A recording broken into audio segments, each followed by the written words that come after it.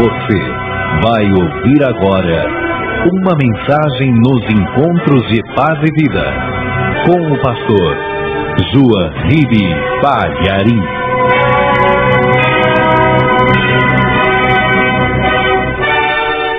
Quero que você pegue a palavra de Deus e abra no livro de Gênesis, capítulo 12, versículo 10. Se tiver alguém perto de você sem a palavra de Deus, divida a leitura com a pessoa. Está escrito assim: E havia fome naquela terra, e desceu Abrão ao Egito para peregrinar ali, porquanto a fome era grande na terra. No mesmo versículo, duas vezes a palavra fome. No mesmo versículo, o Egito. E Abrão, ele desce. Vimos que pelo fato dele não ter firmado uma posição e não ter tido a disposição de permanecer onde Deus o colocou, ele só vai descer, porque fora de Betel, fora da casa de Deus, é Ai, e Ai quer dizer ruína. Então ele foi descendo. A pessoa quando está em ruína, desce mesmo. Ele está em queda livre, amados. Abraão está descendo um precipício, está rolando pelo abismo. Vai ser violenta essa queda dele agora. Essa queda de Abraão que nós vamos estudar hoje é violenta, porque ele pensa que é melhor ir para o Egito.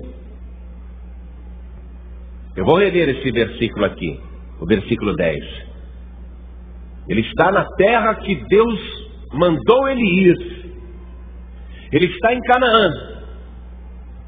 Mas ele olha em volta e vê uma terra desolada. Pesquisa muito a terra e vê que há muita fome nela. Poxa, Abraão não entende que quando Deus quis colocá-lo em Canaã, Deus tinha em mente o maior projeto para a felicidade da raça humana. Deus tinha em mente um projeto extraordinário, inédito, maravilhoso. E Abraão vai analisar o projeto de Deus com os olhos da carne. Puxa, isso daqui é uma sequidão, isso daqui é um deserto. Aqui não nasce capim, não nasce grama, não tem erva para o gado, para o meu rebanho. Aqui não dá para crescer. Essa terra não tem condições. Feito um empresário que analisa o empreendimento antes do lançamento, ele reprova o plano de Deus. Está entendendo isso? A atitude de Abraão foi danosa para ele em primeiro lugar, para o reino de Deus e para nós, que vai atrasar o projeto de Deus. Abraão, olhando não com os olhos da fé, mas com os olhos da carne, ele vê fome na terra. Deus mandou ele para lá, não mandou? E havia fome naquela terra. E desceu Abrão ao Egito para peregrinar ali, porquanto a fome era grande na terra. Uma grande fome. Agora eu leio, cada pessoa que está comigo aqui na Paz e Vida sede do Rio, repete em seguida, vamos lá. E havia fome naquela terra, e desceu Abrão ao Egito para peregrinar ali, porquanto a fome era grande na terra. Qual terra? De Canaã, a terra prometida. A fome era grande na terra prometida por Deus. Você que está acompanhando os passos de Abraão, você viu que ele tomou uma decisão agora por conta própria. Vou para o Egito. Quantos acreditam que essa história é verdadeira? Levantem as mãos. E nesse momento da caminhada, Abraão resolve ir para o Egito, porque a terra que Deus prometeu não parece boa. Quantos acreditam mesmo nesta palavra? Levantem as mãos. Então use as tuas mãos e dê a melhor salva de palmas para esta palavra, porque é esta palavra que vai te dar visão. É esta palavra que vai te ensinar agora. É esta palavra que vai fazer você crescer mesmo no deserto. Aplaude, abre a boca também e dá glória a Deus. Isso, comece a aplaudir e a glorificar. Isso, vai aplaudindo e glorificando. Pai querido e Deus amado, nós queremos que o Senhor nos ensine agora como caminhar debaixo da Tua vontade, confiando cegamente no Senhor. Nós não queremos descer para o Egito, nós queremos permanecer na terra que o Senhor prometeu. Na Tua bênção nós queremos ficar. Então, Pai querido, vem agora com Teu Espírito Santo. Tome a boca do pregador, tome a boca do mensageiro. Envia a Tua palavra com poder e autoridade, e que a Tua palavra vá e produza o resultado para o qual está sendo mandada. Em nome do Senhor Jesus. Diga amém, Jesus. Poder se assentar, por favor. Quantos aqui acreditam que Deus é onisciente? Todo mundo sabe o que quer dizer isso. Que Deus sabe de tudo. Sabe ou não sabe? Quantos acreditam aqui que Deus é onipotente? Quer dizer, todo-poderoso. Pode tudo. E quantos acreditam que Deus é onipresente? Está em toda parte.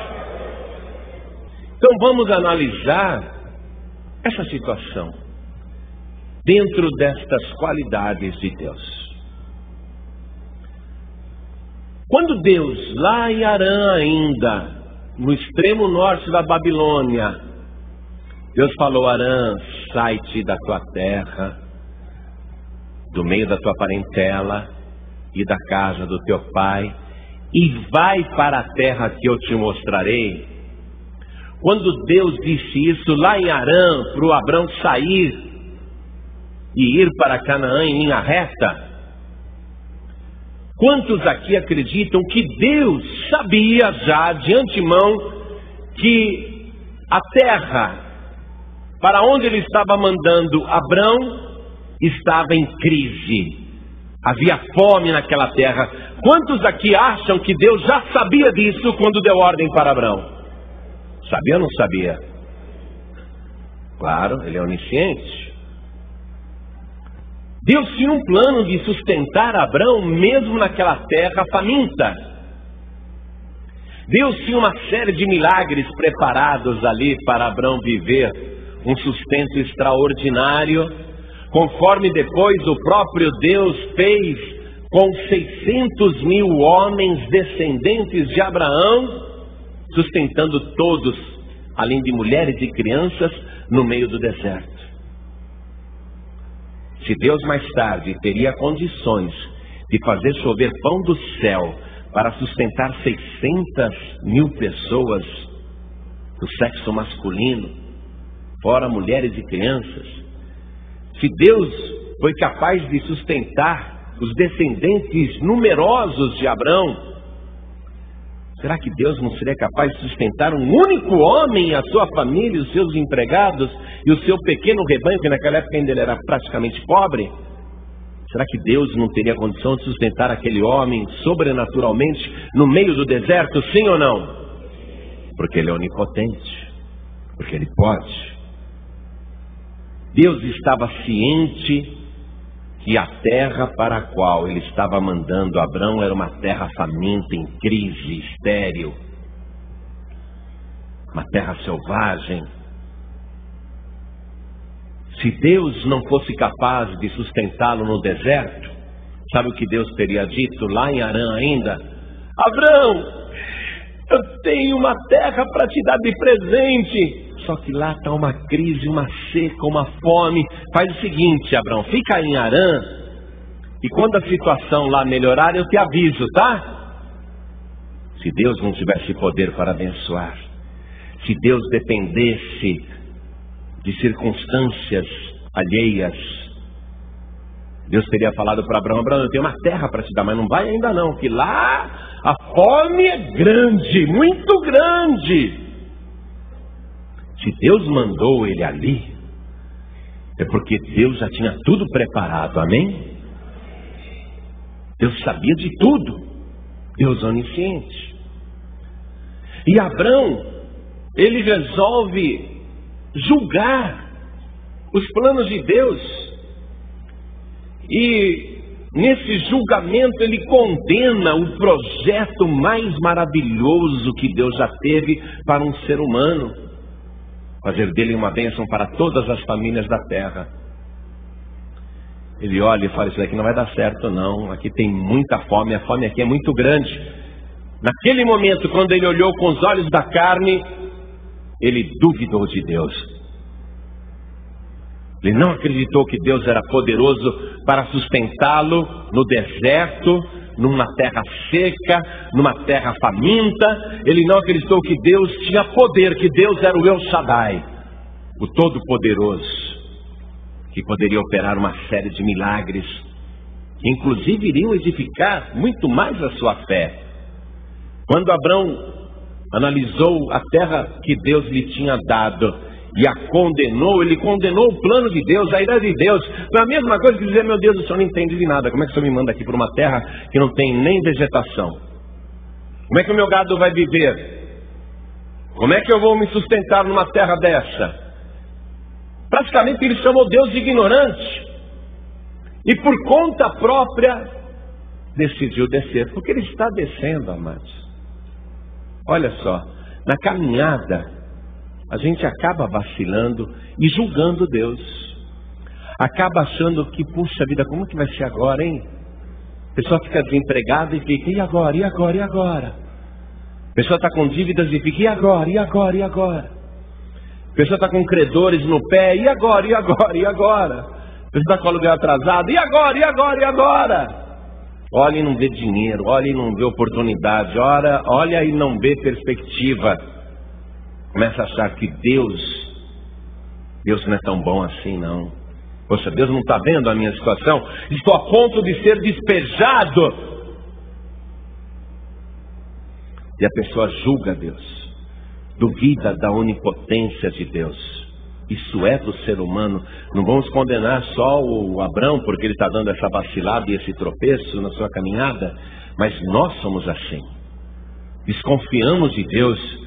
Será que Deus não está com os olhos sobre mim? Será que Deus se esqueceu de cuidar de mim? Será que Deus me abandonou? O que está acontecendo? As portas estão todas fechadas, eu não vejo perspectiva, está tudo muito difícil. Abrão, ele estava assim, e resolveu procurar uma saída por conta própria. Em nenhum momento Deus falou, Abrão, faz o seguinte, desce para o Egito, depois você volta. Não a ordem de Deus dizendo, desce para o Egito, depois você volta aqui quando a coisa melhorar. Porque Deus já tinha mandado ele ali, amados. E o que era o Egito naquela época? Se o inferno tivesse cunhado uma moeda para negociar as almas, o inferno teria uma moeda que de um lado teria o mapa da Babilônia e do outro lado teria o mapa do Egito. Se o inferno tivesse uma moeda para negociar as almas, nessa moeda a Babilônia seria uma face da moeda e o Egito seria outra face da mesma moeda, porque só muda o nome. Veja só, a Babilônia, conforme você pode ver ali no mapa, é privilegiada porque tem o rio Tigre e o rio Eufrates. Tem uma planície fértil, parece um lugar próspero. O Egito tem o rio Nilo, que existe uma discussão mundial de geólogos que afirmam que o rio Nilo é maior do que o rio Amazonas do Brasil. Já está provado que o Amazonas é maior que o Egito, mas por causa de algumas discussões eles dizem, não, o maior rio do mundo é o rio Nilo. Então o Egito também tem um belo de um rio que sustenta muita gente, e tem uma planície fértil, tem as margens férteis. O Egito também parece um lugar próspero, tanto quanto a Babilônia. Tanto quanto a Babilônia, o Egito parece uma terra de oportunidades. Só que, assim como a Babilônia era um centro de feitiçaria, ocultismo, magia negra, idolatria, escravidão, sofrimento, humilhação, o Egito é a mesma coisa.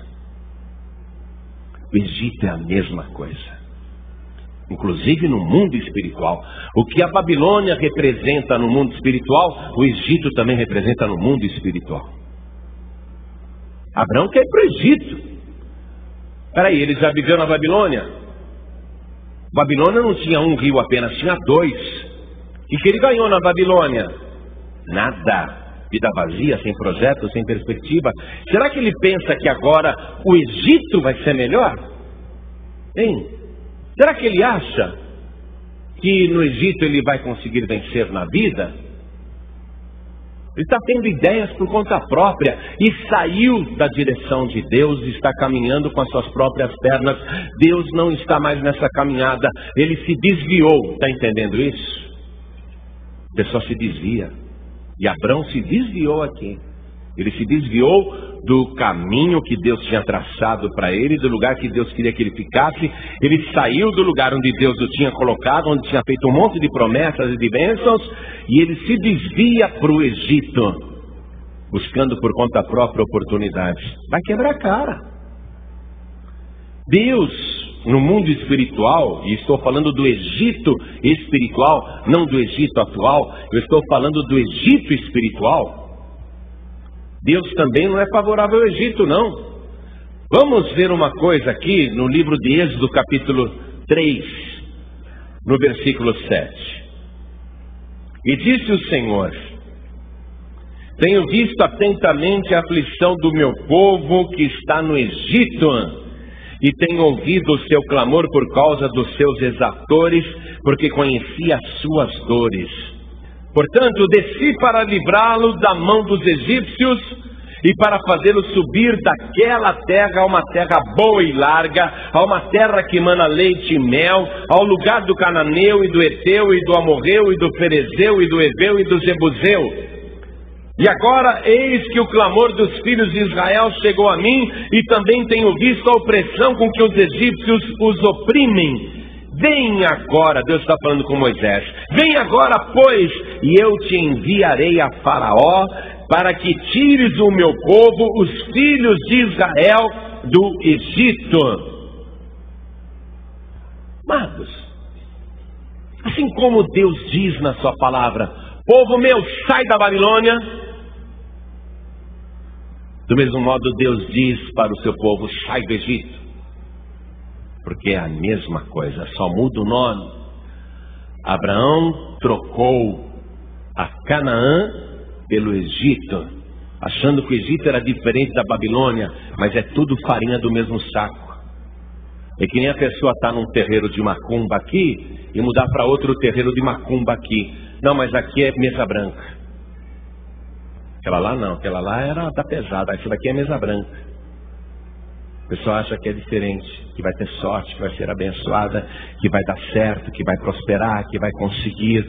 Abraão está totalmente iludido, mergulhou de cabeça, rolou na ribanceira, caiu, despencou, ele está descendo, amados. Deus não aprova o Egito, porque na palavra de Deus, o Egito representa o mundo e todas as astutas ciladas do príncipe das trevas, do governante deste século.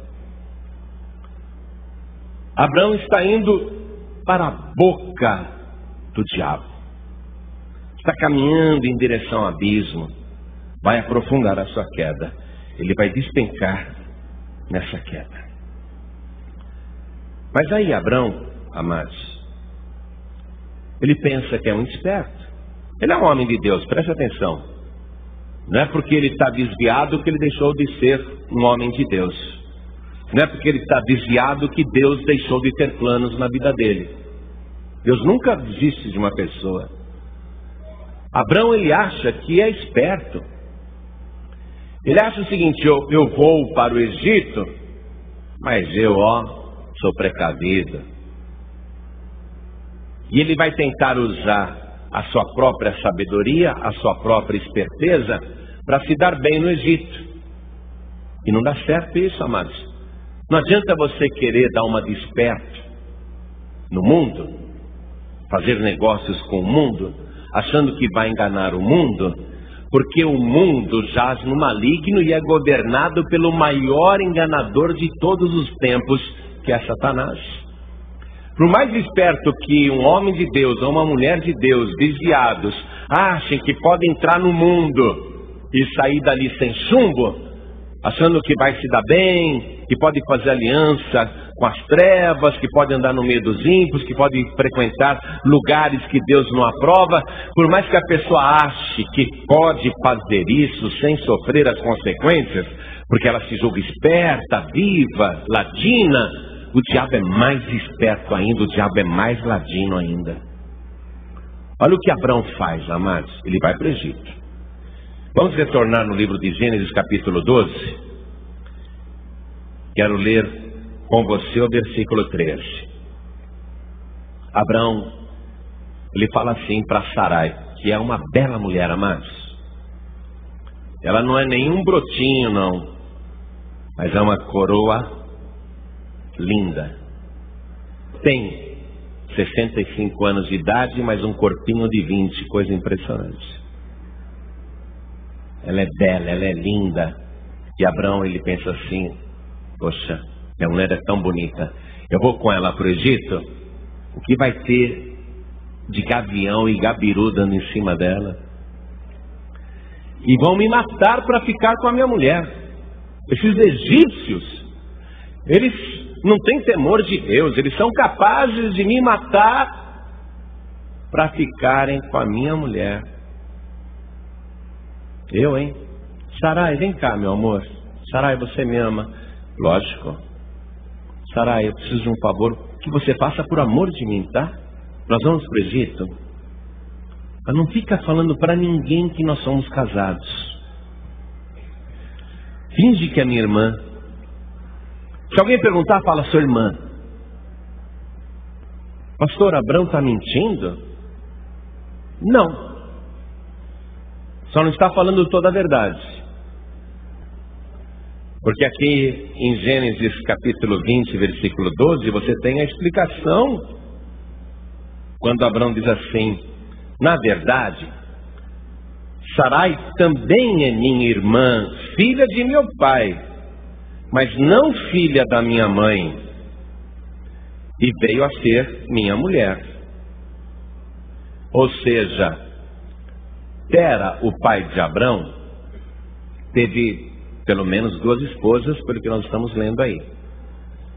E Abrão é filho de outra mulher, e Sarai é filha de outra mulher.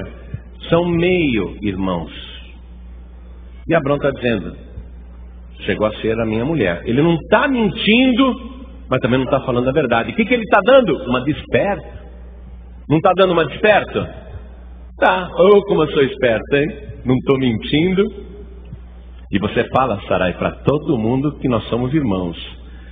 Então, quando ele desce para o Egito, os egípcios, né? Eles eram acostumados com mulheres bem morenas, bem morenas, bem morenas. E chega a Sarai com aquela pele alva, clara, chama atenção de imediato, não é? O que a Gisele Bündchen faz sucesso no Brasil? Porque a mulher brasileira é morena. Tá aquele mulherão lá, claro, né? Faz sucesso, claro que faz. Quando Sarai entrou no Egito, junto com Abrão, chamou atenção. Ela era alva, e a mulher alva era considerada de uma classe superior, porque somente as escravas eram bem bronzeadas, bem morenas. As mulheres da elite, elas eram clarinhas, que mostrava que elas não faziam trabalho braçal e nem ficavam no sol. Hoje não, hoje o quente é ser morena, né? Todo mundo toma sol até esturricar. Mas naquela época a pessoa muito bronzeada era considerada pobre, miserável, porque era miseravelmente torrada pelo sol enquanto trabalhava. Então Sarai chama atenção, os egípcios ficam boquiabertos. Que mulher bonita, que mulher formosa. E já começam os elogios, começa a aproximação. E aí, o senhor é estrangeiro, o senhor está chegando aqui. Ah, pois não, essa daqui é minha irmã. E vai apresentando a Sarai para todo mundo como se fosse irmã. Está dando uma desperta, não está? Sarai, não pega na minha mão em público não, disfarça, disfarça. Disfarça, Sarai, disfarça. Não chega muito perto não, Sarai. Sarai, não fica me olhando desse jeito que todo mundo vai ver que você está apaixonada pelo seu irmão. Foi por aí, né? Ele ficou fazendo um teatrinho achando que era esperto. Chegou lá na corte de Faraó, o comentário: olha, entrou uma mulher aí, coisa mais linda que já entrou no Egito. O Faraó falou: é mesmo? Traz esses 2 irmãos para cá. Deve ter convidado para um banquete, deve ter convidado para um jantar, sei lá o que ele fez. E ficou de olho já na Sarai. Aí, pensando que Abrão era realmente irmão, o Faraó já ficou tratando ele como cunhado. Imagina a cara de Abrão. E vendo que o Faraó já estava jogando charme para cima da mulher dele, começou a se dar mal, não começou? Lógico. O cara apaixonado pela mulher. O outro começa a cantar a sua esposa e você não pode fazer nada. Abrão teve que engolir seco aquela situação, e o Faraó, cada vez mais agradando o futuro cunhado: toma vacas, toma ovelhas, está precisando de camelos? Traz aqui 10 camelos, dá para ele. E começou a dar fazenda e ouro e prata, e começou a dar tudo para o futuro cunhado, para agradar o cunhado. E o Abrão começou a ficar nervoso. E agora? Ele já começou a perceber: olha aí, não dá para ser esperto no mundo. Quem é de Deus não adianta, amados. Vai querer dar uma de esperto no mundo? O diabo é muito mais esperto. Quer dar uma de malandro no mundo? Você, hein? Você, homem de Deus, mulher de Deus. Eu não sei se você está firme ou desviado, mas olha só, dá pra gente ser malandro no mundo? O mundo é uma escola de malandragem. E o professor principal é Satanás, o maior enganador. Não dá para a pessoa querer fazer negócios com o mundo e sair sem levar chumbo. Abrão começou a ficar nervoso, até que Faraó simplesmente dá ordem. Ele é o homem mais poderoso do Egito. Ele dá ordem: está aqui, Abrão, o dote que eu estou pagando pela sua irmã. Ela agora vai ser minha mulher, vai ser minha esposa. E Sarai fica no palácio e Abrão volta para a tenda. Legal, né? Abrão sai de lá do palácio com um monte de camelo, um monte de jumento, né? Sai de lá do palácio com um monte de cabra, vai tocando aquilo lá, os empregados carregando um monte de sacola. Ah, e tem mais, hein? Faraó ainda deu para ele servos e servas. E quer saber a verdade? A escrava egípcia Agar está nesse lote aqui, ó. É uma bomba atômica oculta que o diabo colocou ali na caravana de Abrão. Está sabendo disso? Abrão sai de lá com escravos e escravas egípcios, com certeza Agar no meio. Saiu com tudo, hein? Saiu com tudo, não saiu? Não era isso que ele queria, hã? Não era isso que ele queria, amados? A esperteza dele no que deu. Abrão se machucou, quebrou a cara. Abrão, ele está saindo de lá com tudo, né? Com tudo, sim ou não? Como é que você acha que esse homem está, hein? Aí, será que o faraó está beijando a minha mulher? E Sara, será que Sara está gostando dele? O faraó é bonitão, é poderoso, é rico. E os camelos?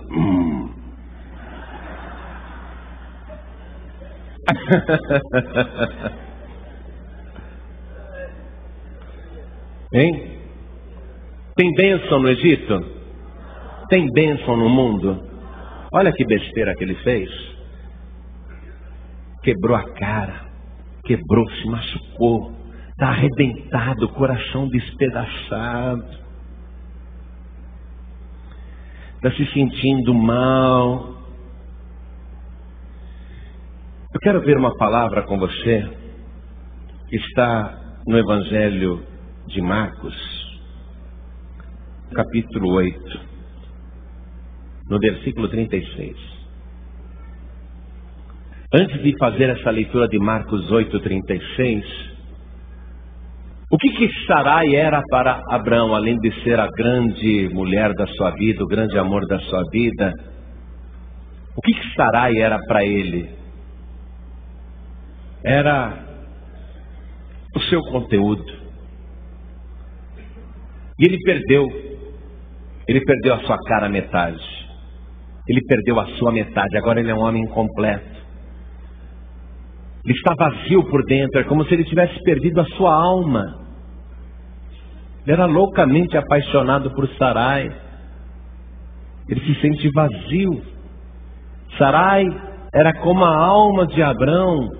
E ele trocou Sarai por camelos, por cabras, por jumentos, por ouro, por prata. Tudo por covardia. Tudo por não assumir uma posição. Você sabe, um dia Jesus Cristo estava no deserto faminto também. O diabo chegou trazendo não só o Egito e a Babilônia, mas todos os reinos do mundo. Tudo isso te darei se prostrado me adorares. E Jesus disse: vai-te, Satanás, porque está escrito: somente ao Senhor teu Deus adorarás, e somente a Ele servirás. Jesus sabe que somente Deus tem poder para abençoar a pessoa. E a resistência de Jesus em rejeitar todos os reinos que Satanás ofereceu, fez com que Deus enviasse anjos dos céus para servi-lo no deserto. Porque Jesus confiou no Pai. Abrão não teve essa felicidade.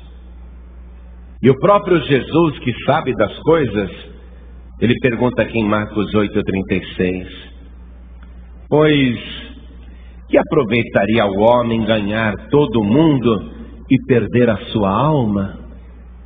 Sarai é como a alma de Abrão. Ele ganhou as riquezas do Egito, mas perdeu o principal. Pensou que o Egito podia abençoá-lo, e o Egito não tem bênçãos para dar. Se eu não me engano, é em Provérbios 10:22 que está escrito assim: a bênção do Senhor é que enriquece e não acrescentadores.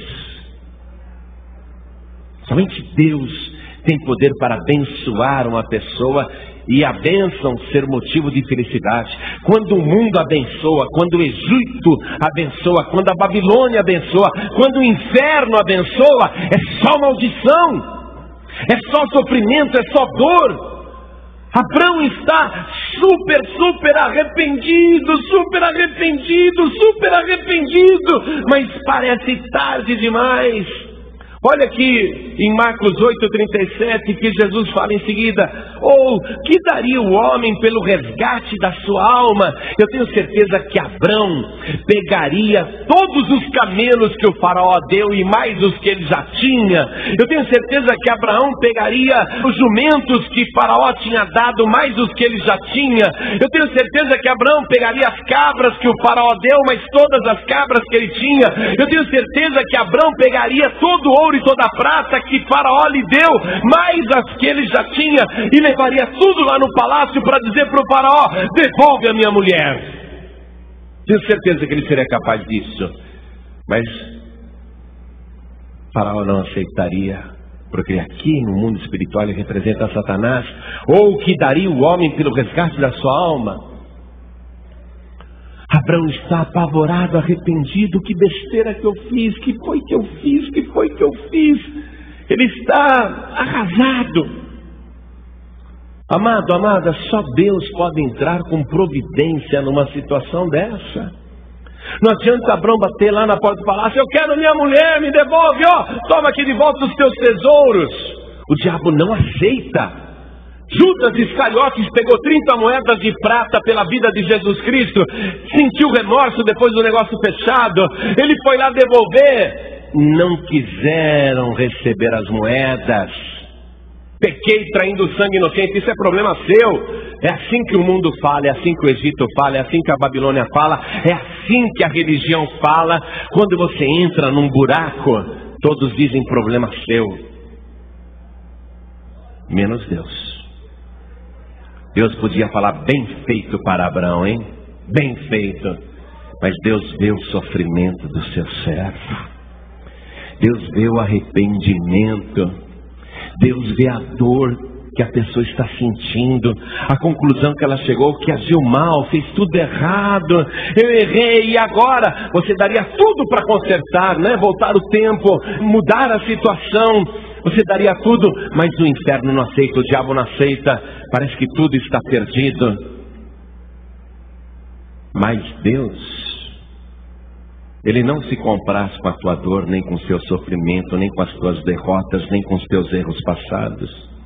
E Deus também não te abandonou. Quando Deus te chamou para fazer esta caminhada, Ele já tinha uma rota traçada para você. Agora Ele está colocando sinalizações. Você é mais feliz do que Abraão. Abraão não tinha ninguém para sinalizar, para ensinar, mas agora Deus Ele está mandando o roteiro e mandando a palavra e dizendo o que você tem que fazer. Deus Ele vai entrar com providências na vida de Abraão e dar um grande livramento. Mas eu quero dizer isso especialmente para você.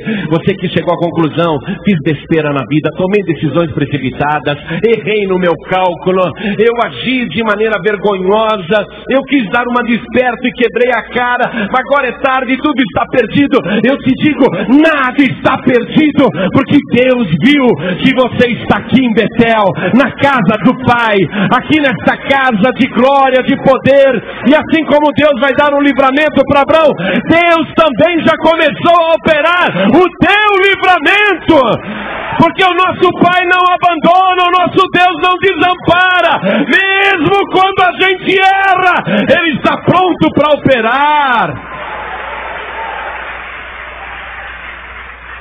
Ninguém pode tirar Abraão daquela situação, só Deus. Então é Deus que vai fazer. Vamos comigo de volta a Gênesis capítulo 12. Nós vamos ler o versículo 17 agora. Feriu, porém, o Senhor a Faraó. Deus entrou na guerra. Ali só Deus pode resolver, resgatar Sarai. Feriu, porém, o Senhor a Faraó com grandes pragas e a sua casa, por causa de Sarai, mulher de Abrão. Feriu com pragas, com doenças, começou a atormentar com pesadelos. Deixou o homem perturbado. Deixou o Faraó, o homem mais poderoso da terra, enlouquecido. Deus o feriu com pragas por causa de Sarai, mulher de Abrão, que aquela mulher tem dono. E Deus tem um plano também na vida daquela mulher. Deus também tem uma trajetória vitoriosa que Ele traçou para Sarai. Não é só para Abrão, não. Sarai está no plano de Deus. Mexeu com Sarai, mexeu com Deus. Mexeu com Abraão, mexeu com Deus. Mexeu com você, mexeu com Todo-Poderoso. O diabo se prepare, porque você vai ver o que Deus vai operar. O príncipe das trevas que recue, porque Deus está contigo.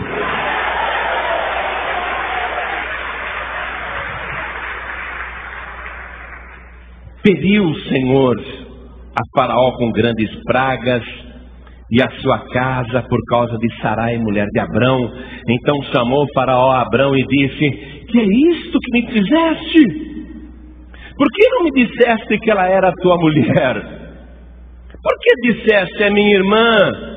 De maneira que a houvera tomado por minha mulher. Agora pois, eis aqui tua mulher, toma e vai-te. E Faraó deu ordem aos seus varões a seu respeito, e acompanharam-no a ele e a sua mulher e a tudo o que tinha.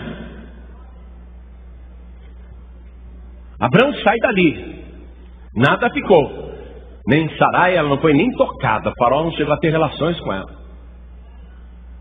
Deus entrou com providência. Deus agiu poderosamente. Deus apavorou o faraó de uma tal maneira que ele chamou Abrão: vai embora, Abrão, vai embora, sai logo daqui. Ficou apavorado. Talvez você esteja numa situação parecida com a de Abrão. E agora? Eu disse a você, confirmo pela palavra, profetizo em nome de Jesus, Deus já começou a agir na tua vida. O inferno vai ficar apavorado por tua causa. Quem mandou Satanás mexer com você? Deus já começou a atormentar os seus credores. Deus já começou a atormentar os teus perseguidores. Deus já começou a atormentar o inferno por tua causa. Sabe o que vai acontecer? O inferno vai devolver tudo. O diabo vai dizer: sai, vai logo!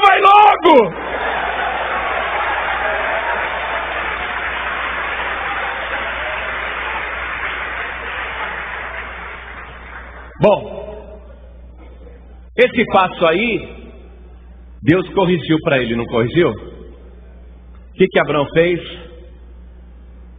Ele volta para o lugar de onde ele nunca devia ter saído. Está pensando em sair daqui?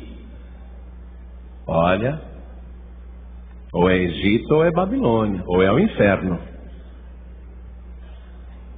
Abrão voltou para o lugar de onde ele nunca devia ter saído, Canaã.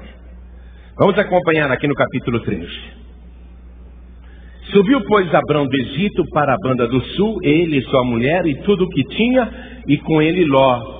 E ia Abrão muito rico em gado, em prata e em ouro, e fez as suas jornadas do sul até Betel. Betel quer dizer o quê? Até o lugar onde ao princípio estivera a sua tenda, entre Betel e Ai, até ao lugar do altar que dantes ali tinha feito. E Abrão invocou ali o nome do Senhor. Voltou para a posição. Voltou à terra que Deus tinha dado. Voltou para o caminho, estava desviado. Voltou para o lugar que o Pai queria ele. Agora sim, as bênçãos vão começar a fluir, mas tem ainda um impedimento. Ele corrigiu o segundo passo, que ele deu errado. Mas o primeiro passo não foi perfeito, nós vimos isso. Deus tinha dito para ele: sai do meio da tua parentela e vai para a terra que eu te mostrarei. E ele levou o sobrinho Ló.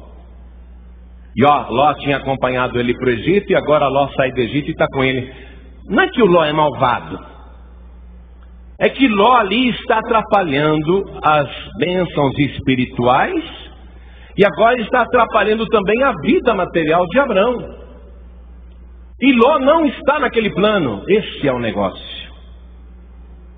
Ló ali só vai trazer problemas, e já está trazendo mais problemas para Abrão.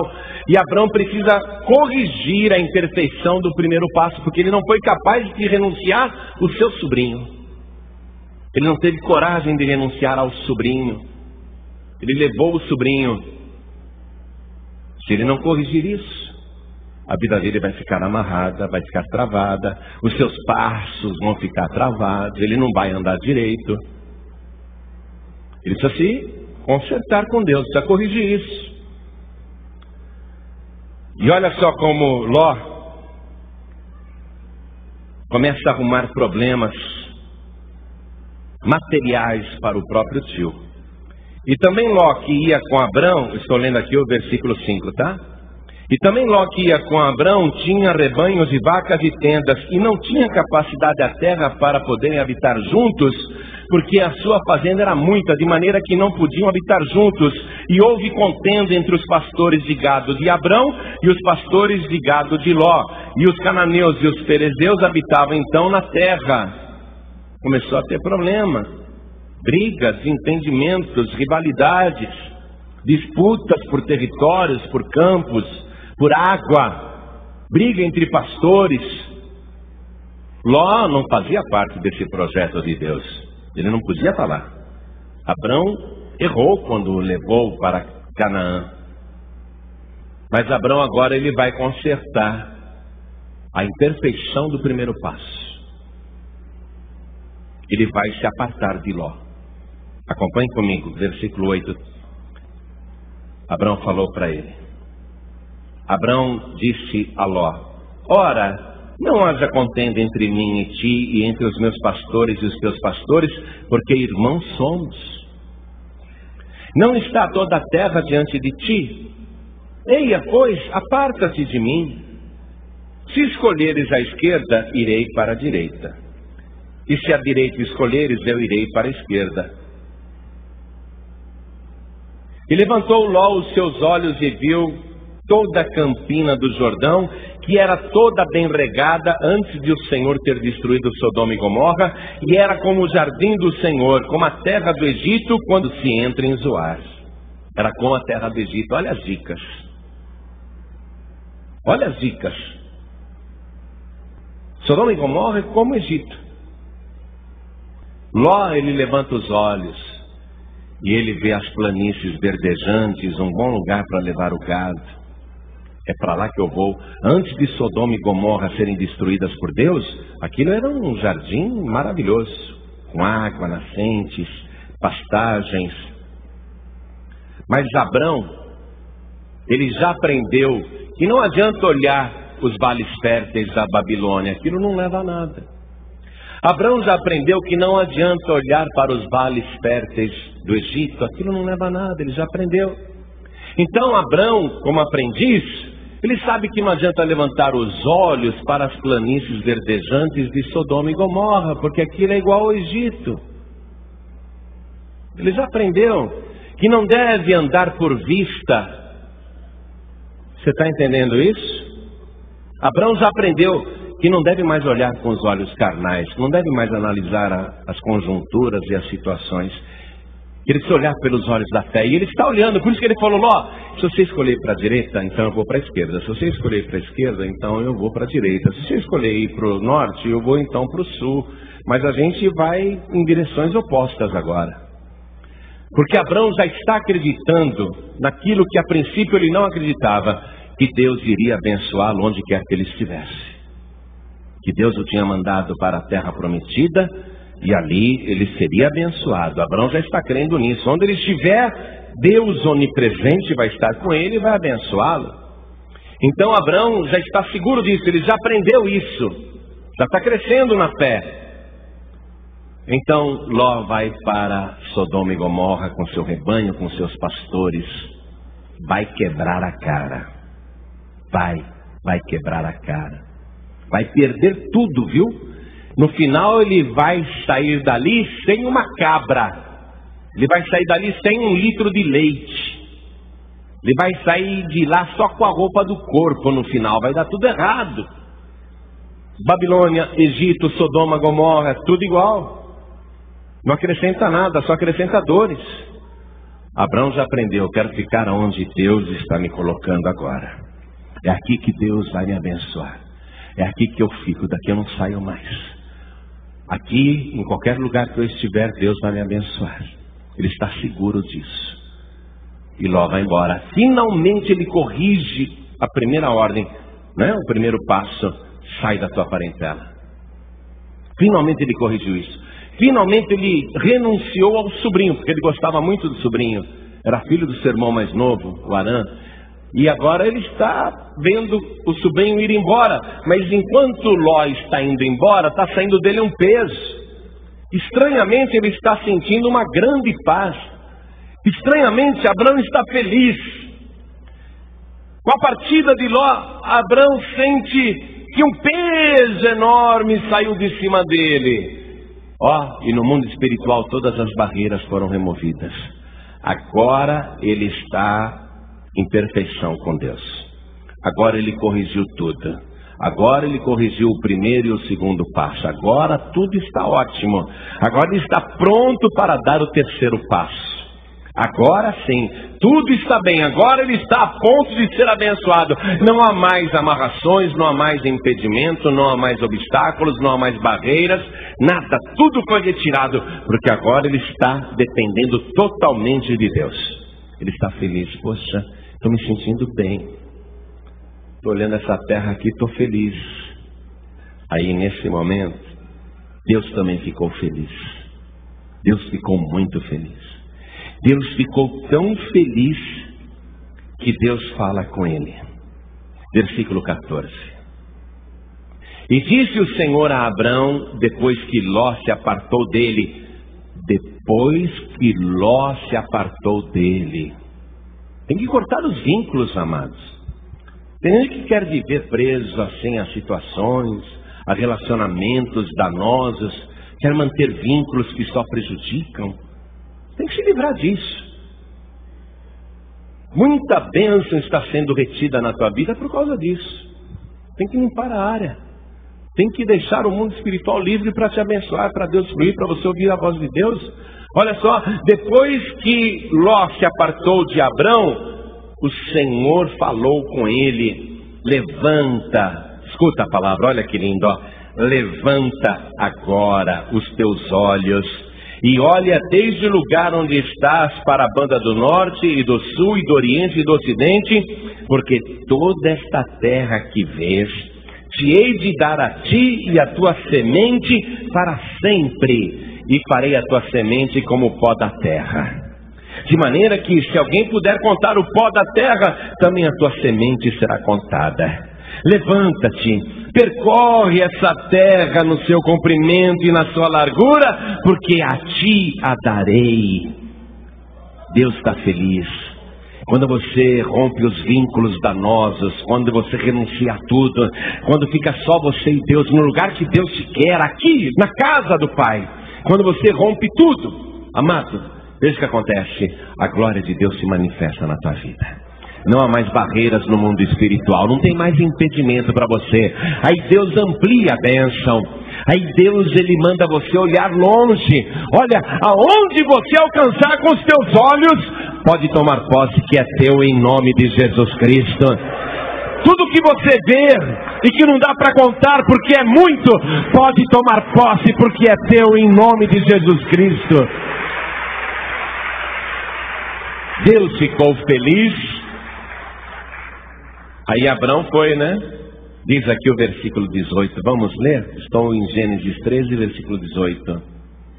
E Abrão armou as suas tendas e veio e habitou nos carvalhais de Manre, ou seja, a 20 quilômetros de Jerusalém. Tá pertinho da cidade santa, da futura cidade santa, antiga Jebus, que está junto a Hebron. Hebron também é uma cidade sagrada em Israel por causa de Abraão. E o que ele fez ali? Edificou um altar ao Senhor. Vem cá, ele fazia um altar e daí? O que você acha? Ele fazia um altar, o que ele fazia em cima desse altar? O quê? Você acha que ele só botava ali, fazia um negócio assim, como se fosse um púlpito todo de pedra e não colocava nada no altar? Não, Abraão ele construiu o altar para colocar sobre o altar a melhor oferta que ele podia. Ele vai ofertar em Canaã, porque ele sabe que ofertar naquela terra, ainda que a terra pareça um deserto, é ofertar em solo fértil, num terreno bom, maravilhoso, muito mais fértil do que as planícies do Egito, ou de Sodoma, ou da Babilônia. Ofertar em Canaã, ofertar na casa do Pai, é ofertar num terreno que vai multiplicar grandemente aquilo que está sendo apresentado. Abraão se tornou um ofertante. Ele tem bênçãos, cada vez que ele oferta, ele tem bênçãos. Ele não retém não, ele sabe que a oferta é bênção. E assim ele vai ficar ali. Só que às vezes, amados, escutem aqui. A gente fez coisas no passado, por precipitação, por erro, sei lá o quê. E as consequências permanecem até hoje. No caso de Abrão, ele errou quando trouxe Ló. Já se separou daquilo que atrapalhava suas bênçãos. Mas as consequências vão perdurar. As consequências do erro vão perdurar. Porque a primeira guerra que Abraão vai enfrentar em toda a sua vida é por causa de Ló. Uma guerra devastadora, uma guerra sanguinolenta, uma guerra cruel, uma guerra violenta. A primeira guerra de um homem na sua vida, ele que nunca guerreou na vida, ele vai enfrentar por causa de Ló. Se Ló não estivesse na terra prometida, se Ló não estivesse lá, não haveria essa guerra. Ele já se livrou de Ló, mas não das consequências. Vai ter uma guerra de 4 reis contra 5, Ló vai ser levado cativo. E quando alguém vem até os carvalhais de Manre e conta para Abrão, teu sobrinho foi levado, ele teve que tomar uma atitude: eu vou deixar o meu sobrinho lá, feito escravo, eu preciso libertá-lo. Aí ele se envolve na primeira guerra por causa de Ló. Olha o problema. Mas Abraão já aprendeu a não confiar em Faraó, a não confiar em qualquer estrangeiro. Abraão já aprendeu a não confiar em ímpios.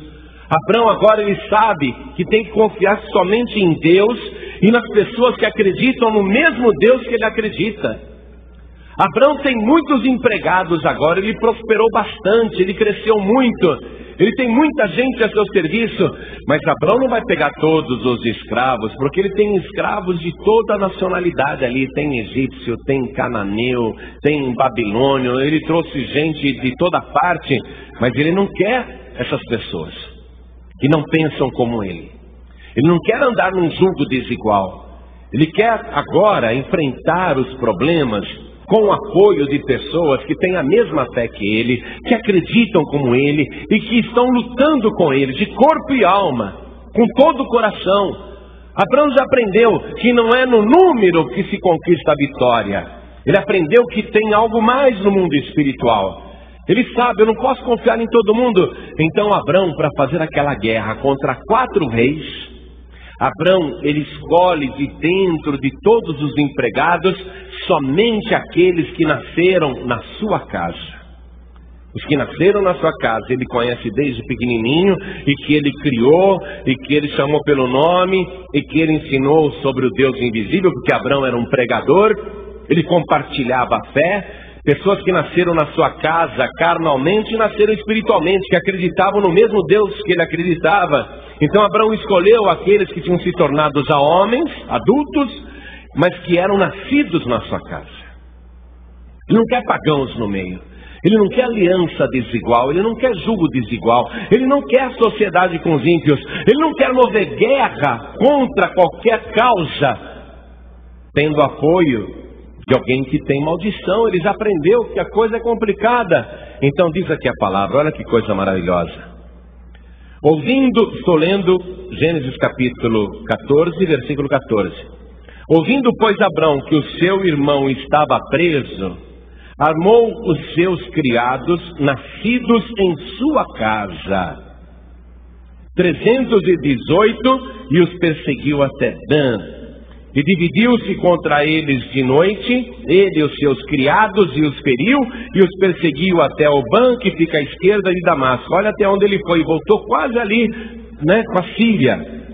E tornou a trazer toda a fazenda, e tornou a trazer também a Ló, seu irmão, e a sua fazenda, e também as mulheres e o povo.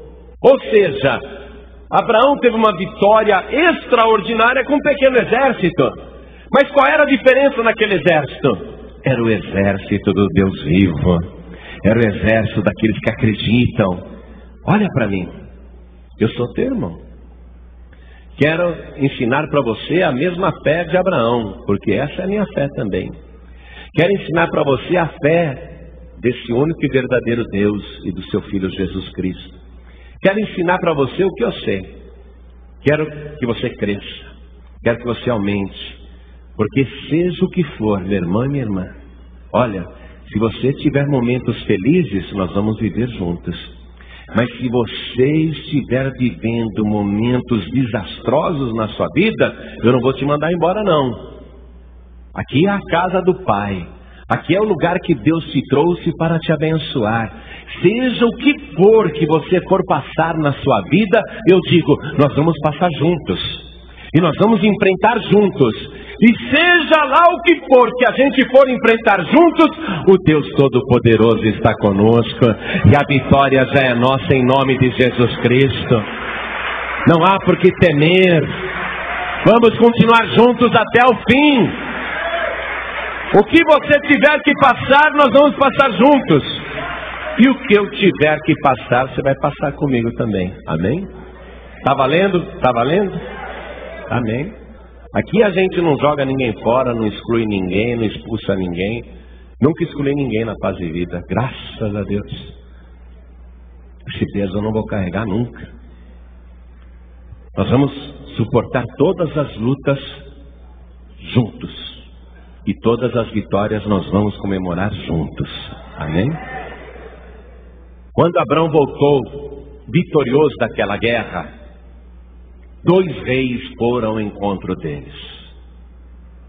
Acompanhem comigo, por favor. Estou em Gênesis capítulo 14. Eu vou ler agora o versículo 17. E o rei de Sodoma saiu-lhes ao encontro, depois que voltou de ferir a Quedorlaomer, e aos reis que estavam com ele no vale de Sabé, que é o vale do rei. E Melquisedeque, rei de Salém, trouxe pão e vinho, e este era sacerdote do Deus Altíssimo. Depois que Abraão teve aquela vitória, 2 reis vieram ao encontro dele para abençoá-lo e lhe dar coisas. Um foi o rei de Sodoma, e outro foi Melquisedeque, o rei de Salém. Salém quer dizer paz, o rei da paz. Também se diz rei da justiça. Olha só, 2 reis de natureza opostas. Um é um rei iníquo, ímpio, e outro é o rei justo. Um é um rei que incentivou aquela guerra que ele acabou perdendo, e outro é o rei da paz. Ambos chegam para Abraão no momento da vitória, e os 2 querem lhe dar coisas, querem fazer aliança com ele. Só que Abraão agora aprendeu a escolher as coisas espirituais no lugar das materiais. Abraão aprendeu a escolher o certo ao invés do errado. Abraão aprendeu a escolher a fé ao invés da dúvida. Abraão aprendeu a fazer escolhas. Ele está crescendo, ele é um principiante, mas ele está crescendo. E ele diz na cara do rei de Sodoma. Veja aqui o versículo 22. Abraão, porém, disse ao rei de Sodoma: levantei minha mão ao Senhor, o Deus Altíssimo, o possuidor dos céus e da terra, e juro que desde um fio até a correia de um sapato, não tomarei coisa alguma de tudo que é teu, para que não digas, eu enriqueci a Abrão. Abrão não quis nada dele, nada do rei de Sodoma. Ele já aprendeu, ele não quer nada da Babilônia, ele não quer nada do Egito, ele não quer nada de Sodoma, ele não quer nada de Gomorra. Por mais que o rei de Sodoma queira dar a ele, para ele ficar mais rico ainda, ele sabe que aquela riqueza é iníqua, é uma riqueza maldita. É uma riqueza conseguida com iniquidade. Ele não quer, eu não quero nada. Levanto a minha mão diante do Deus Altíssimo, possuidor dos céus e da terra. Nenhuma correia de sandália eu quero tua. Não aceita nada das trevas, porque um representa o reino das trevas, mas o outro, o rei de Salém, representa o reino de Deus, porque ele é sacerdote do Deus Altíssimo. Desse Abraão quer. E o que o rei de Salém, Melquisedeque, vem trazendo para Abraão? Não é ouro, nem prata, nem camelo, nem jumento, nem cabra. O que o rei de Salém está trazendo para Abraão? Pão e vinho. Trazendo coisas mais preciosas, olha só, do que as riquezas de Sodoma. Abraão rejeita as riquezas de Sodoma e ele quer as riquezas de Salém, o rei da paz, do reino dos céus. Quem era esse Melquisedeque, gente? Quem era esse Melquisedeque que trouxe pão e vinho para Abraão?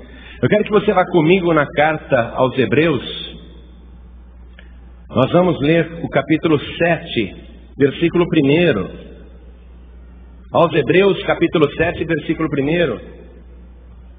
Porque este Melquisedeque, que era rei de Salém e sacerdote do Deus Altíssimo, e que saiu ao encontro de Abrão quando ele regressava da matança dos reis e o abençoou, a quem também Abrão deu o dízimo de tudo, e primeiramente por interpretação, rei de justiça, e depois também rei de Salém, que é rei de paz, sem pai, sem mãe, sem genealogia, não tendo princípio de dias nem fim de vida, mas sendo feito semelhante ao Filho de Deus, permanece sacerdote para sempre.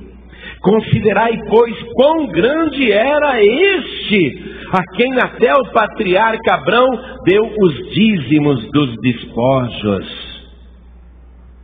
Ao invés da maldição de Sodoma, ele quer a bênção, porque Abrão agora está vendo com os olhos da fé. Melquisedeque, que lhe deu pão e vinho, o sacerdote eterno. A profecia diz sobre Jesus Cristo: tu és sacerdote eterno, segundo a ordem de Melquisedeque. Este rei de paz, este rei poderoso, é o único que pode abençoar a tua vida. O que este rei de paz traz para você? Ele traz mais paz ainda através dos elementos que ele apresenta. O pão é o corpo de Jesus Cristo, que levou sobre si todas as nossas dores, todas as nossas enfermidades, todos os nossos pecados, todas as nossas iniquidades e todas as nossas culpas. O castigo que nos traz a paz estava sobre o seu corpo, e pelas suas pisaduras fostes sarados. E o que mais que ele te oferece, o rei de Salém? O vinho. Tomai e bebei. Este cálice é o novo testamento no meu sangue. Fazei isso todas as vezes que beberdes em memória de mim. O que é o vinho? O que é o sangue? É a vida. Ele deu a vida por você. E agora ele te oferece a vida no cálice. Ele te dá vinho, o sangue, para que você tenha vida e vida de verdade. Ele disse: a minha carne verdadeiramente é comida e o meu sangue verdadeiramente é bebida. Quem come a minha carne e bebe o meu sangue tem a vida eterna, e eu o ressuscitarei no último dia. É por isso que Abrão prefere Melquisedeque. Ele quer vida, ele quer vitória, ele quer saúde, ele quer vigor, ele quer futuro.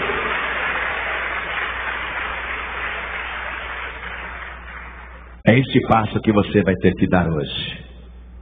Você prefere Babilônia, Egito, Sodoma, Gomorra?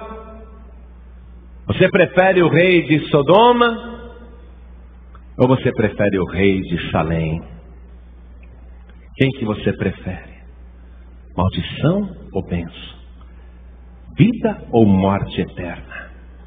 Com quem você vai fazer aliança? O que você vai escolher? Como é que você vai caminhar daqui para frente? Quais são as suas escolhas daqui para frente? Você quer escolhas materiais ou escolhas espirituais? Você quer escolhas temporárias ou escolhas eternas? É você que decide. Fiquem todos de pé, por favor. Vamos aplaudir o Senhor, sim.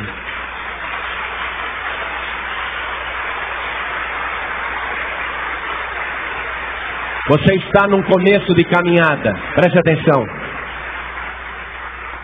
Você não precisa dar os tropeções que Abrão deu, porque ele não tinha a palavra para ensiná-lo. Você está aprendendo com Abrão, inclusive a ser fiel. Porque Abrão, note bem, deu para Melquisedeque o dízimo de tudo, ele já era ofertante.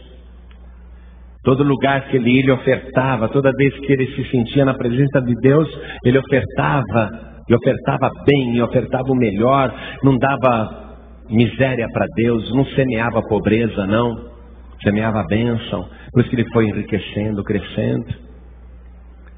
E Abraão, sem que existisse uma Bíblia escrita, porque a palavra de Deus vai ser escrita cerca de 500 anos depois de Abraão, sem que tivesse ali um mandamento ou uma ordem, sem que tivesse uma ordem escrita, sem que tivesse um instrutor. Abraão era dizimista fiel, não tinha ninguém no pé dele: tem que dar o dízimo, tem que dar o dízimo. Não, ele era dizimista e de tudo. Às vezes a pessoa, ela não quer ser dizimista, porque ela olha as circunstâncias. Se eu ganho pouco, se eu der o dízimo, vai fazer falta. É que nem Abrão lá na terra de Canaã, na primeira vez, olha em volta e diz: se eu der o dízimo, vai me fazer falta. Eu preciso desse dinheiro, eu não posso dar. A pessoa não confia que Deus é onipotente, que Deus provê sustento sobrenatural. E a pessoa não dá o dízimo. A pessoa reluta em dar o dízimo. E quando dá o dízimo de alguma coisa só. Dá o dízimo, por exemplo, do salário, mas não dá o dízimo do 13º, não dá o dízimo da aposentadoria, não dá o dízimo da ação trabalhista que ganhou, não dá o dízimo do carro que vendeu, não dá o dízimo do apartamento que vendeu, da casa que vendeu, do terreno que vendeu. A pessoa tem que entender que o dízimo é renúncia também, amados. É você reconhecer que aquilo é de Deus e você tem que renunciar àquilo que é de Deus. Porque você não está renunciando nada teu. O dízimo, concorde você ou não, é de Deus. Deus não está nem aí se você concorda ou não, é dele. Mas o dízimo é renúncia, é você ter aquilo na tua mão e falar, bom, eu renuncio a isso porque não é meu, pertence a Deus. E o dízimo de tudo. São essas coisas que Abraão está nos ensinando. É por isso que Abraão está sendo abençoado. Ele não é perfeito, não. Mas ele tem coisas que ele sabe, porque é profeta. Ele sente. Ele não pode deixar de ofertar, ele não pode deixar de ser dizimista. Ele não pode mais olhar com os olhos carnais. Ele não pode mais analisar os fatores à sua volta, as crises. Ele não pode mais tentar ser esperto para se dar bem. Ele tem que depender totalmente de Deus. Ló fez uma péssima escolha, não vai sobrar nada para ele. Vai desaparecer, inclusive, a sua genealogia. Mas Abraão é bênção para todas as famílias da terra. Mas ele está aprendendo primeiro a ser uma bênção. Como é que você pode ser uma bênção para a tua família se você não é bênção para você? Você não é ofertante fiel, não é dizimista fiel, não anda pela fé. Questiona Deus, faz brigas com Deus, toma decisões precipitadas, age por conta própria. Você não é bênção para você, como é que você vai ser bênção para a sua família? Abraão está aprendendo a ser bênção com ele mesmo. Primeiro ele tem que ser uma bênção. Se ele não se tornar uma bênção, ele não pode abençoar todas as famílias da terra. A mesma coisa é com você. Você tem que ser bênção. Aí onde você estiver, todos que estiverem à sua volta comerão das suas bênçãos também. As pessoas serão influenciadas pela tua vida. Você vai ser a bênção. Mas você tem que tomar a decisão de renunciar a tudo. Às vezes a pessoa não dá o dízimo, ela não tem coragem de renunciar 10%, meu Deus. A pessoa não tem coragem de renunciar 10%. Ela acha que vai fazer falta, não confia em Deus. Hoje é uma noite para você consertar os teus passos com Deus, acertar os teus passos com Deus, parar de vacilar, de titubear, de cochear. Hoje é uma noite para você falar, não, agora eu estou firme com Deus. Essa caminhada vai ser uma bênção para a tua vida. Você nem imagina que plano que Deus tem com você. Ah, se você tiver coragem de ficar aqui na casa do Pai e viver pela fé a partir de hoje. Ah, se você permitir que Deus realize na tua vida tudo que Ele quer realizar. Quando Abraão olhou a terra desolada e desceu para o Egito, ele impediu que Deus operasse milagres que já estavam programados para a vida dele naquele momento. Foi para o Egito, só acrescentou dores. Não saia da casa do Pai, não saia daqui. Renuncie os compromissos para estar aqui. E de maneira nenhuma se desvie. E não fique olhando as circunstâncias, não. Seja fiel até a morte. Porque Deus quer começar a operar coisas sobrenaturais na tua vida se você permitir. Se você não permitir, você vai perder a chance de ver esses milagres. Vem cá. Como teria sido o capítulo 12 de Gênesis se Abraão tivesse permanecido em Canaã ao invés de descer para o Egito? Como teria sido o capítulo 12 de Gênesis? Que história diferente ele teria escrito? Quantos milagres estariam ali relacionados para a nossa edificação, para o nosso crescimento, para o aumento da nossa fé? Quantas coisas nós deixamos de ver por causa da atitude de Abraão, que naquele momento ele vacilou. Jamais saberemos. Jamais saberemos, jamais saberemos o que poderia ter sido o capítulo 12 de Gênesis. Jamais saberemos se Abraão tivesse ficado na terra de Canaã, se ele tivesse falado, tudo bem, a terra é um deserto, mas daqui eu não saio, aqui eu fico porque é aqui que Deus me trouxe, e se Ele me trouxe é aqui que Ele vai me abençoar. Como que teria sido o capítulo 12 de Gênesis? Medite. Jamais saberemos, mas uma coisa eu sei, uma coisa eu sei, uma coisa eu sei sobre a tua vida, que se você ficar aqui na casa do Pai, não sair de jeito nenhum, não se desviar nem para o mundo, nem para o Egito, nem para a Babilônia, nem para Sodoma, nem para Gomorra, se você andar no caminho reto, ficar firme na presença de Deus, ser fiel até a morte, então eu sei que Deus vai fazer você beber da água da chuva, e Deus vai fazer o teu deserto revelar todos os tesouros ocultos, e milagres poderosos, portentosos, prodígios e maravilhas vão acontecer todos os dias na tua vida, e a partir de hoje, um novo capítulo está sendo escrito para quem tiver fé.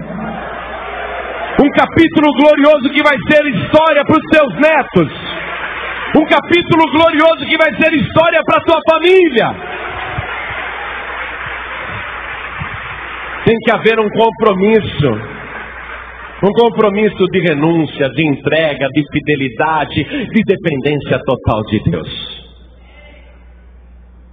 Você vai experimentar coisas que você nunca experimentou na sua vida. Porque Deus é todo poderoso. Ele não falha, não tem dificuldade nenhuma, não há nada que Ele não possa fazer. Quantos aqui, quantos querem vir aqui na frente para se entregar totalmente a Deus de uma maneira que você nunca se entregou antes? Não apenas essa carcaça, não apenas a nossa vontade, mas todo o ser. Se colocar totalmente na mão de Deus para dizer a partir de agora, eu não ando por vista. Pode acontecer o que for. Posso estar trabalhando numa firma que entra em crise ou em falência. Posso estar dirigindo um negócio que está indo mal. Meu país pode até entrar em guerra, não importa o que aconteça. Pode faltar combustível, pode faltar luz, pode faltar alimento. Mas eu não vou recuar da casa do Pai. Eu vou ficar firme com o Senhor. Quantos querem fazer esse compromisso? Um compromisso inédito na sua vida. Eu não estou falando de você entregar a vida para Deus. Eu estou dizendo de você se colocar como oferta viva no altar de Deus. Eu estou falando de você estabelecer com Deus uma aliança que você nunca foi capaz de fazer antes. Uma coisa totalmente nova. E olha, os olhos de Deus estão em toda a terra. E os meus olhos procurarão os fiéis da terra para que andem comigo. O que anda num caminho reto, esse me servirá. Eu estou falando aqui, sabe? Eu sei quando o Espírito Santo toma conta da minha boca. Eu sei quando eu vou pregar e eu falo muitas coisas que eu pensei. Mas eu sei também quando a minha boca começa a abrir e fechar sozinha e a minha língua não para mais. Eu sei a diferença quando é o Espírito de Deus que está usando a minha boca para prometer coisas. E eu te digo nesse momento, como profeta de Deus, e não me glorio disso não. Eu te digo como homem de Deus, como profeta de Deus, o que o Espírito Santo quer fazer na tua vida é algo glorioso. O que o El Shaddai, o Todo-Poderoso, quer fazer com você é algo que você nunca viu antes. Oh glória! Oh Pai querido! Quantas lições Abraão está nos dando hoje. Cada ensinamento precioso, meu Deus. Pérola preciosa, tesouro escondido. Ó Deus, nós estamos bebendo na tua fonte. A água que nós estamos bebendo é essa água pura e cristalina que sai debaixo do teu trono. A nossa alma está bebendo, Senhor.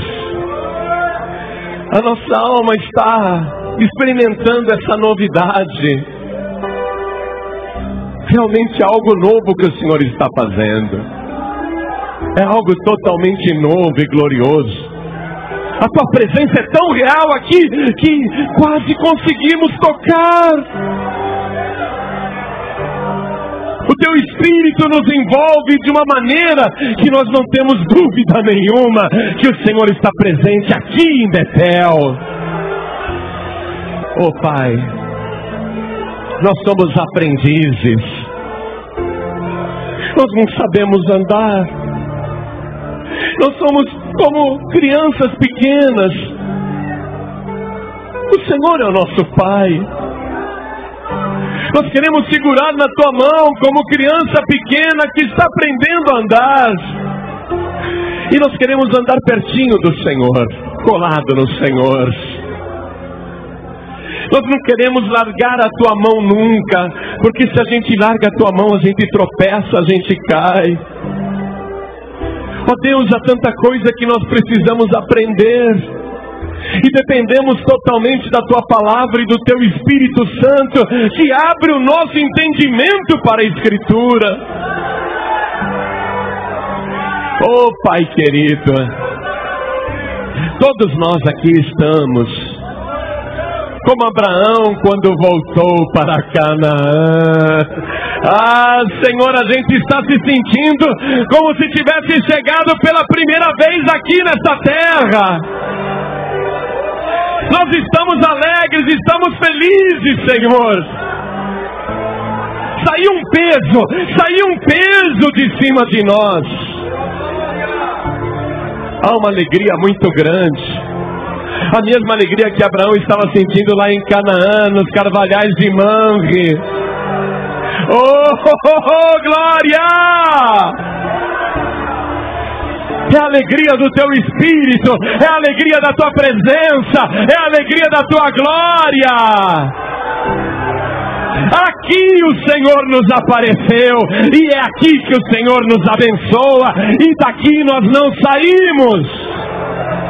Todos nós estamos juntos, ó Deus, para o que der e vier. Ninguém vai abandonar ninguém, ninguém vai deixar ninguém, ninguém vai ficar para trás. Se alguns dos nossos caírem numa cilada como Ló caiu, nós vamos lá resgatar em nome de Jesus Cristo. Porque é nosso irmão, é nossa irmã. Oh glória! Pai, estamos diante de Ti. Nós vamos nos ajoelhar agora, Senhor. Como Abraão, que colocava até o rosto em terra, para mostrar total submissão e temor. Nós estamos de joelhos diante de Ti, Senhor. Os nossos joelhos agora são os nossos pés. Se precisarmos andar na terra de Canaã de joelhos, nós vamos andar, ó Deus. Porque não somente onde a planta dos nossos pés pisarem será nosso, mas também aonde o nosso joelho se dobrar será nosso.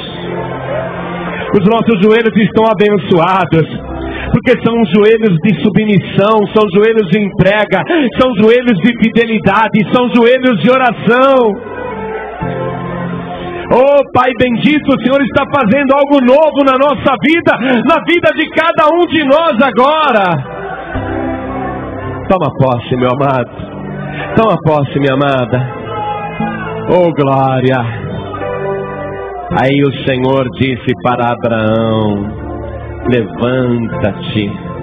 Oh glória. Levanta-te, amado, amada. Levanta-te. Levanta também teus olhos aos céus. Oh glória, conta as estrelas, se é que as pode contar. Levanta os teus olhos e vê a tua volta pela fé. Até onde os teus olhos alcançarem será teu. Oh glória! Nós não estamos mais enxergando as paredes desse templo. Nós não estamos mais enxergando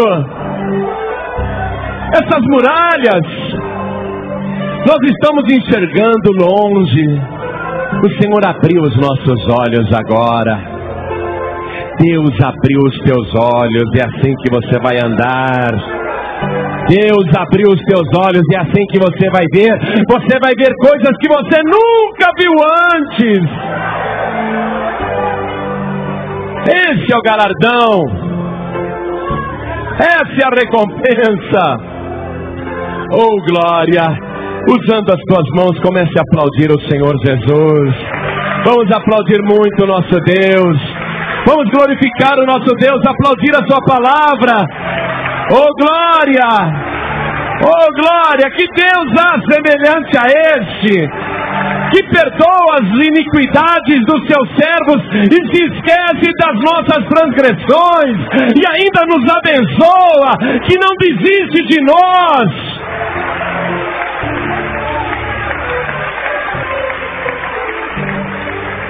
Glória a Deus.